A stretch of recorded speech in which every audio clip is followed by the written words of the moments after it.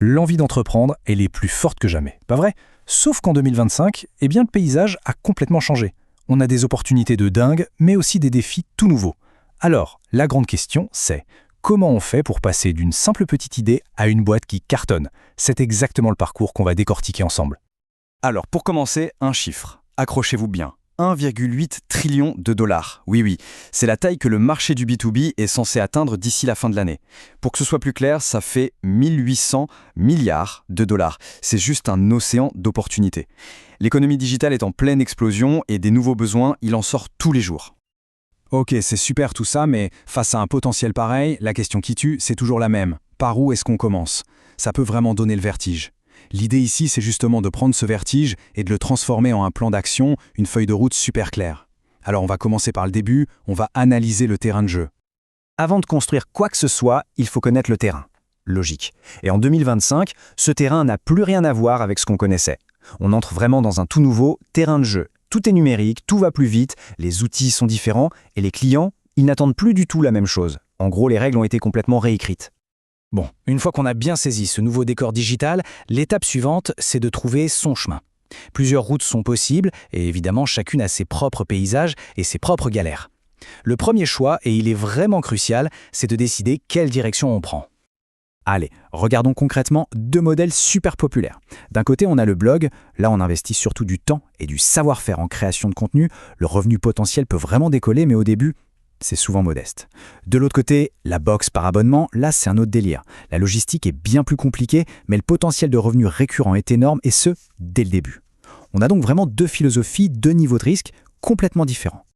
En fait, on peut ranger tout ça dans 4 grandes familles. D'abord, l'e-commerce, avec le fameux dropshipping par exemple. Ensuite, la création de contenu. C'est le monde des blogueurs, des influenceurs, tout ça. Troisième voie, le business à impact qui monte en flèche avec des trucs comme le conseil en zéro déchet. Et enfin, la haute technologie, un domaine bien plus technique comme le trading quantitatif. Chacune de ces voies a ses propres règles. Choisir sa route, c'est bien beau. Mais la parcourir jusqu'au bout et réussir, c'est une autre paire de manches. Une bonne idée, ça ne suffit jamais. Il faut un plan, une méthode. C'est là qu'on sort en quelque sorte le manuel du succès. Un guide avec des stratégies concrètes pour que la vision devienne une réalité qui tourne. Prenons le dropshipping, par exemple. Tout part du produit. Pour pas se planter, voilà une méthode en 4 temps. D'abord, on joue les espions. On regarde ce qui marche déjà chez les autres. Deuxième étape, on décortique les best-sellers sur les grosses marketplaces. Troisième point, et ça c'est la clé, on définit au millimètre près qui est le client cible. Et enfin, quatrièmement, on vérifie que le produit a une vraie plus-value et bien sûr qu'on peut faire une marge correcte dessus. C'est une méthode, c'est pas de la magie. Et pour la création de contenu, genre un blog, comment ça marche? Eh bien, la logique est différente. Le succès, il tient sur 3 gros piliers. Pilier numéro 1, un contenu de très haute qualité. C'est la base de tout. Pilier numéro 2, une audience bien ciblée, on ne peut pas plaire à tout le monde. Et le troisième, super important, diversifier les sources de revenus. Affiliation, pub, contenu sponsor, il ne faut surtout pas dépendre d'une seule chose. Et au milieu de tout ça, il y a une valeur qui est devenue absolument centrale, la transparence. Cette citation d'un influenceur, elle résume tout. Le fait de dire « bah voilà, je suis payé pour en parler », ce n'est pas du tout une faiblesse. Au contraire, c'est une forme de respect pour les gens qui nous suivent. Et c'est ça qui construit la confiance. Et la confiance, en 2025, c'est la monnaie la plus précieuse. Attention, on peut avoir la meilleure stratégie du monde, si les fondations sont en carton, tout s'écroule. On arrive à la partie la moins fun, je vous préviens, mais elle est absolument vitale. Parce qu'entreprendre aujourd'hui, c'est aussi savoir se frayer un chemin dans un vrai labyrinthe. Un labyrinthe de lois, de règles et de défis techniques. Un exemple tout bête, le placement de produit. Ça n'a l'air de rien, mais ce n'est pas juste un mot à la mode. La loi, elle, a une définition hyper précise. C'est toute communication commerciale qu'on insère dans un contenu en échange d'argent ou d'un avantage. Juste le fait de bien comprendre cette définition, c'est la base pour éviter les problèmes. En fait, tout ça repose sur des bases juridiques saines. Et il faut voir ça non pas comme des contraintes, mais comme des protections.